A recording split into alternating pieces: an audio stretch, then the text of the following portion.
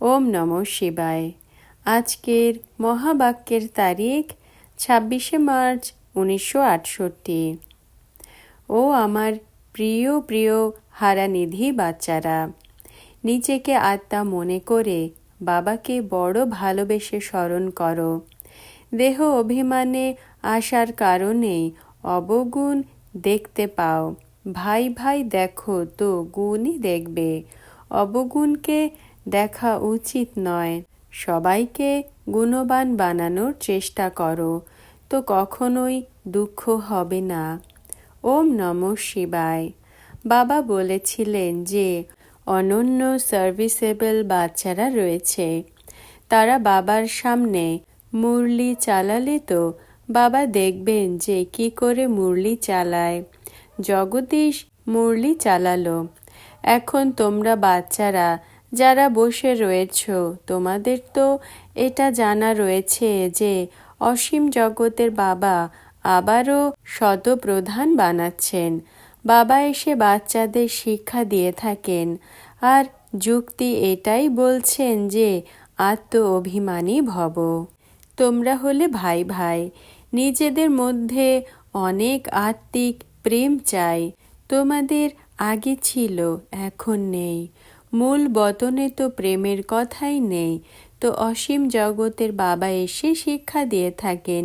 বাচ্চারা আজকাল করতে করতে সময় চলে যায়, দিন মাস বছর চলেই যাচ্ছে। বাবা বলেছেন যে তোমরা এই দেবী দেবতা ছিলে। কে তোমাদের এমন বানিয়েছিল? বাবা বানিয়েছিল। এও বাবা বুঝিয়েছেন। আবার নিচে কি করে নামো। উপর থেকে নিয়ে নিচে নামতে নামতে সময় চলে যাচ্ছে। সেই দিন চলে গেছে, মাস চলে গেছে, বছর গেছে, সময় গেছে। তোমরা জানো, প্রথমে আমরা শতপ্রধান ছিলাম। নিজেদের মধ্যে অনেক ভালোবাসা ছিল। বাবা সব ভাইদের শিক্ষা দিচ্ছে, তোমরা ভাই ভাইয়ের নিজেদের মধ্যে অনেক প্রেম হওয়া উচিত। আমি হলাম তোমাদের বাবা। কত প্রেমের সাথে তোমরা বাচ্চাদের আমি সামলাই। তোমাদের তমপ্রধান থেকে শতপ্রধান বানিয়ে দেয়। তোমাদের এম অবজেক্ট হলোই শতপ্রধান হবার। তোমরা বোঝো যে আমরা যত যত শতপ্রধান হতে থাকব, তত খুশিও আসতে থাকবে। আমরা শতপ্রধান ছিলাম, আমরা ভাই ভাই, নিজেদের মধ্যে অনেক প্রেম ছিল। এখন বাবার দ্বারা জানা গেছে যে আমরা দেবতারা নিজেদের মধ্যে অনেক ভালোবেসে চলতাম। এই দেবতাদের হেভেনের হলো মহিমা। আমরা সেখানকার নিবাসী ছিলাম। আবার আজকাল করতে করতে নিচে নামতে থেকেছি।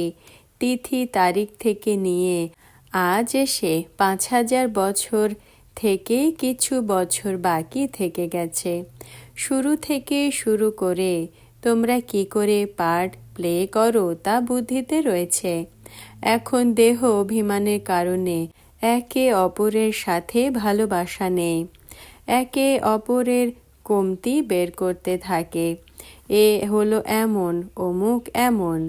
তোমরা যখন আত্ম অভিমানী ছিলে, তো এমন কারো কমতি বের করতে না যে অমুকে এমন, এর মধ্যে এটা রয়েছে।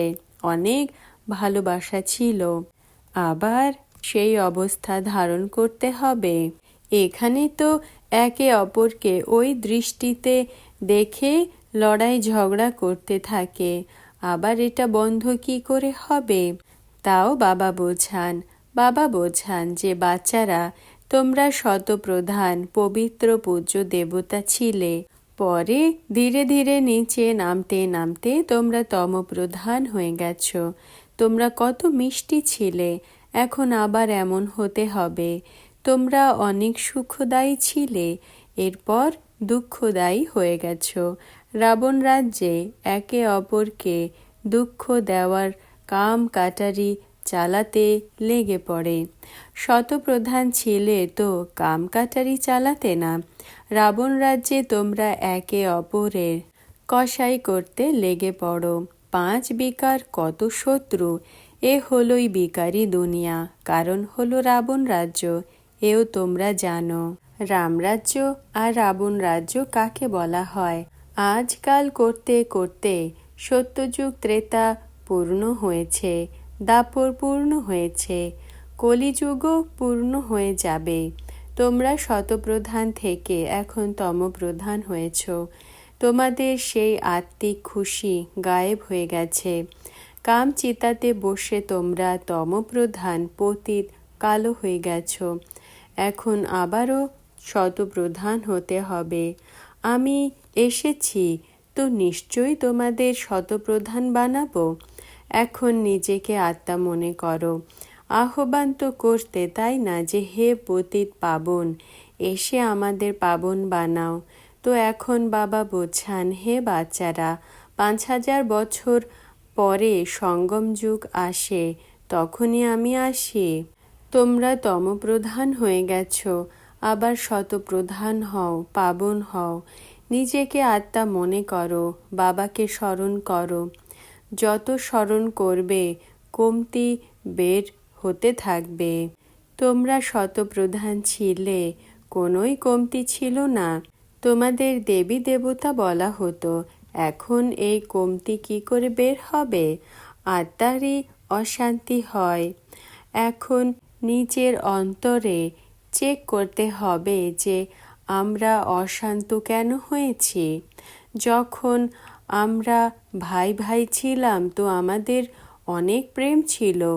এখন আবার সেই বাবা এসেছেন।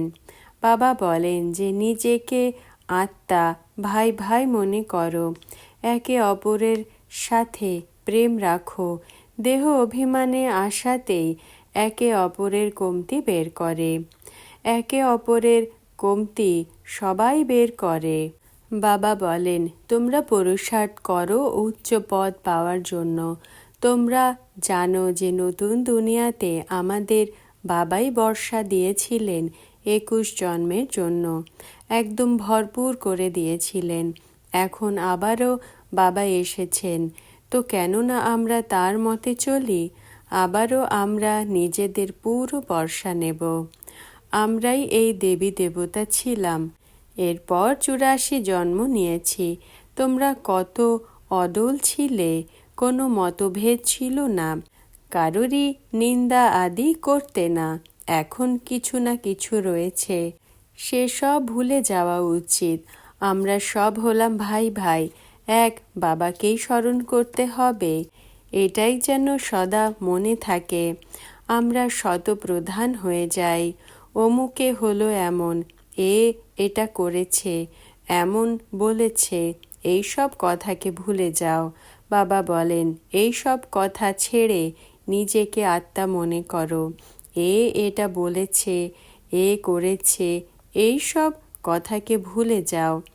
আবার এখন তোমরা শতপ্রধান হওয়ার জন্য পুরুষার্থ করো। অন্যের অবগুণ দেখো না। দেহ অভিমানে আসার কারণেই অবগুণ দেখতে পাওয়া যায়। নিজেকে আত্মা মনে করে বাবাকে স্মরণ করো।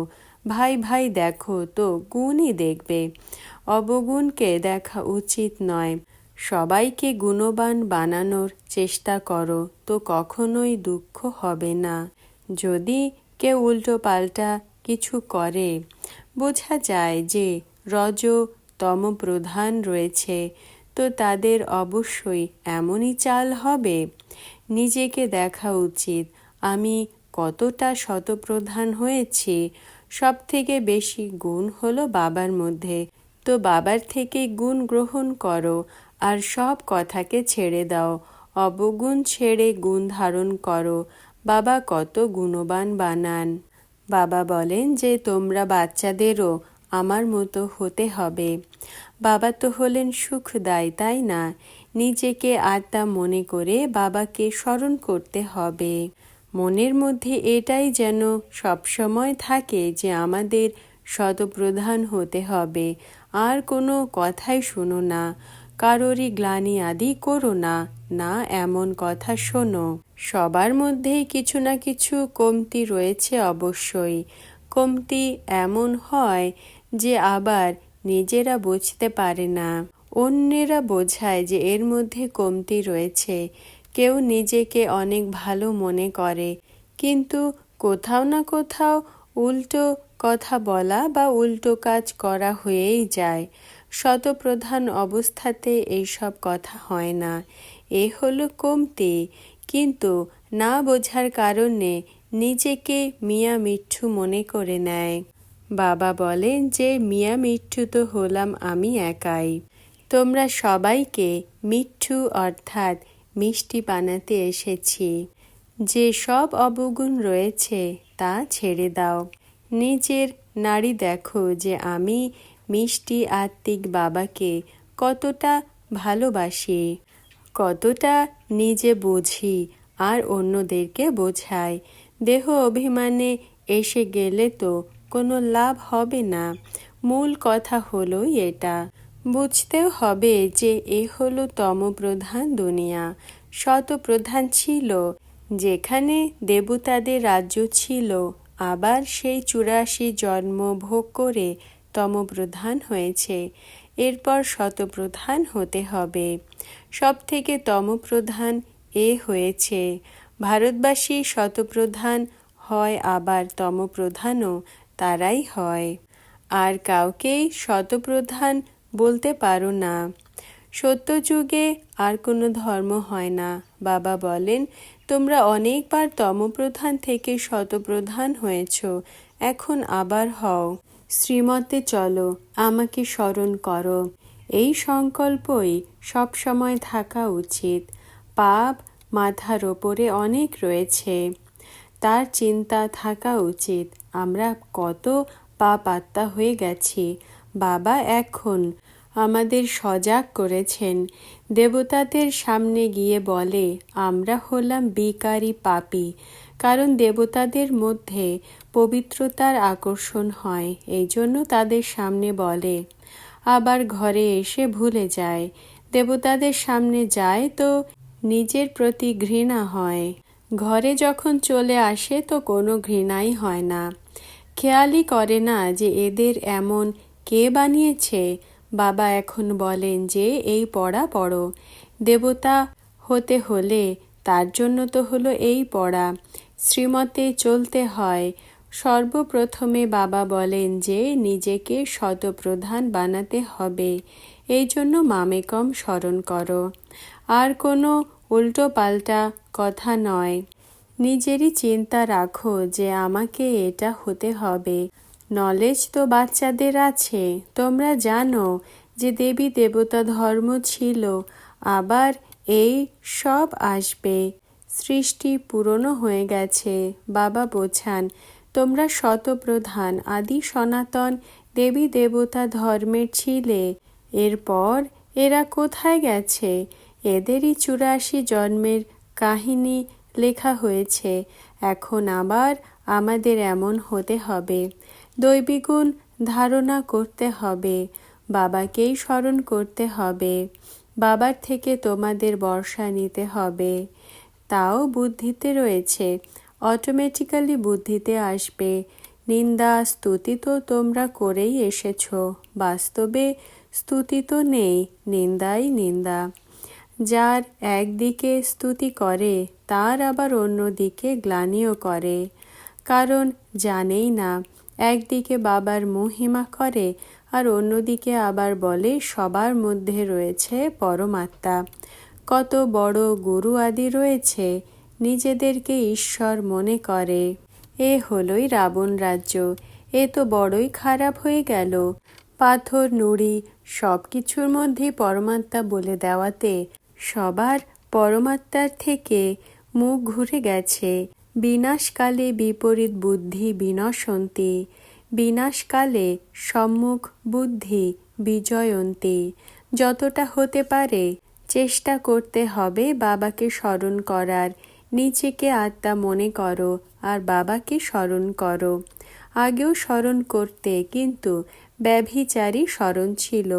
অনেককে স্মরণ করতে, এখন বাবা বলেন অব্যভিচারী স্মরণে থাকো, শুধুমাত্র মামেকম স্মরণ করো। ভক্তিমার্গের অনেক অনেক চিত্র রয়েছে, যাকেই তোমরা স্মরণ করে এসেছ। সে সব এখন তমপ্রধান হয়ে গেছে। আত্মা তো তাদের তমপ্রধান, তাই না? তমপ্রধান হওয়াতে তমপ্রধানদেরই স্মরণ করে আসে। এখন আবার শতপ্রধান হতে হবে।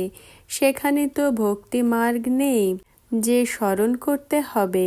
বাবা বোঝান যে এই চিন্তাই শুধু যেন লেগে থাকে যে আমরা শতপ্রধান কি করে হব।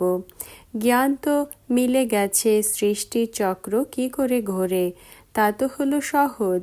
আচ্ছা, কেউ মুখ থেকে বোঝাতে না পারলে বুদ্ধিতে তো নিশ্চয়ই থাকা উচিত যে কি করে আমরা শতপ্রধান থেকে তমপ্রধান হয়েছি। এখন আবার শতপ্রধান হতে হবে। বুদ্ধিতে রয়েছে, কিন্তু কাউকে বোঝাতে পারো না, বলতে পারে না। এটা বলা হবে যে প্রত্যেকের নিজের নিজের ভাগ্য, ভবিতব্যও হয়ে গেল। বাবা তো অনেক সহজ উপায় বলেছেন। ব্যাজের ওপরে বোঝানো হলো কত সহজ। ইনি হলেন অসীম জগতের বাবা। এনার থেকে এই বর্ষা মেলে। বাবা নিশ্চয়ই স্বর্গেরই স্থাপনা করবেন। সেটা তো অবশ্যই এখানেই করবেন, তাই না? শিব জয়ন্তী মানে স্বর্গ জয়ন্তী। স্বর্গে দেবী দেবতারা কি করে হয়? হ্যাঁ, তারা এই পুরুষোত্তম সঙ্গম যুগে এই পড়ার দ্বারাই হয়ে যায়। বাবা প্রতিজ্ঞা নিয়েছিলেন, এখন তোমরা বাচ্চাদের এই বুঝ মিলেছে, আর আবার অন্যদেরও বুঝিয়ে দিতে হবে। স্মরণের যাত্রাও হলো সহজ। সহজ জ্ঞান, সহজ যোগ, সহজ হলো বর্ষা। কিন্তু পাই পয়সার বর্ষাও হয় তো পদমেরও বর্ষা হয়। আমাদের সব কিছু নির্ভর করছে পড়াশোনা আর স্মরণের ওপরে। স্মরণের দ্বারা অন্য সব কথা ভুলে যাই। বাবা বোঝাতে থাকেন, দেহ অভিমান ছাড়ো, ভুলতে তো সবাইকেই হবে। অন্যদের দেখো না, এখন পরিশ্রম করতে হবে স্মরণের যাত্রার। অমুক হলো এমন, এ এমন করে, এই সব কথা থেকে কোনো লাভ নেই, টাইম ওয়েস্ট হয়ে যায়। গন্তব্য হলো অনেক ভারী, তমপ্রধান থেকে শতপ্রধান হবার। এতেই বিঘ্ন পড়ে, পড়াতে তুফান আসে না। তো বাবা বলেন যে নিজেদেরকে দেখো, কতটা পর্যন্ত আমরা স্মরণ করি, কতটা পর্যন্ত ভালোবাসা রয়েছে। লাভ তো এমন হতে হবে, ব্যাস বাবার সাথেই যেন মন জুড়ে থাকে। যিনি শেখান তিনি তো হলেন বাবা। এই ব্রহ্মার আত্মা তো শেখায় না, এও তো শেখে। বাবা তুমি কতটা আমাদের বুঝতার বানাও, উঁচুর থেকে উঁচু হলে তুমি। আবার মনুষ্য সৃষ্টিতে আমাদের তুমি কতটা উচ্চ বানাও। এমন এমন অন্তরে মহিমা করতে হয়। বাবা তো কামাল করে, কেউই জানে না। বাবা বুঝিয়েছেন, এরপর তোমরা নিজেদের রাজ্য নিয়ে নেবে। নিজেদেরকে আত্মা মনে করো, মামেকম স্মরণ করো খুশিতে। স্মরণের দ্বারাই তোমরা শতপ্রধান হবে। নিজেদেরকে প্রশ্ন করো যে আমরা বাবাকে কতটা স্মরণ করি। বলে যে খুশির মতো খোরাক নেই, তো বাবার মিলে যাওয়ার খুশিও তো হওয়া উচিত, তাই না? কিন্তু এতটা খুশি থাকে না। না হলে তো বিবেক বলে যে অনেক খুশি থাকা উচিত। এই পড়ার থেকে আমরা এই রাজা হয়ে যাব। অসীম জগতের বাবার হলাম আমরা বাচ্চা। বাবা আমাদের পড়ান। বাবা কত দয়াবান, সুপ্রিম বাবা আমাদের পড়ান। যদিও আগেও শুনতে যে ভগবানুবাজ, কিন্তু মিথ্যা হওয়ার কারণে হৃদয়ে লাগতো না। মানুষ তো আবার ভগবানকে সর্বব্যাপী বলে পাথর নুড়িতে দিয়ে দিয়েছে। ভগবানুবাজ কৃষ্ণের জন্য বলে দিয়েছে, পাথর নুড়িতে ভগবান হলে তো আবার কথা কি করে বলবে? আচ্ছা, মিষ্টি মিষ্টি হারানিধি আত্মিক বাচ্চাদেরকে আত্মিক মাতা পিতা বাপ দাদার স্মরণ স্নেহ আর নমস্কার। আজকের বরদান, সচেকার ভব। ব্যাখ্যা, যেমন কোনো বড় মানুষ হয় তো যেমন কোনো প্রেসিডেন্ট অথবা গভর্নর বা বড় বড় রাজা, তারা যা কিছু স্বীকার করে তো প্রথমে ওই জিনিসের চেকিং হয়। তেমনি তোমরা বিশেষ আত্মাদের সংকল্পরূপী বুদ্ধিরও যা ভোজন রয়েছে তার জন্য চেকিং হওয়া উচিত। তো সদা এই অভ্যাস করো যে প্রত্যেক সংকল্পকে প্রথমে চেক করতে হবে যে এই সংকল্প কি বাবা সমান। যখন বিনা চেকিংয়ে স্বীকার করো তখন ধোঁকা খেয়ে নাও। তো প্রত্যেক সংকল্পকে প্রথমে চেক করো, এরপর বাণী আর কর্মতে নিয়ে এসো। এটা ভোলার কারণে শূদ্র ভাবের বিষের সংস্কার মিক্স হয়ে যায় আর বাবার স্মৃতি আর সমর্থী স্বরূপের থেকে মূর্ছিত হয়ে যাও। ওম নমঃ শিবায়।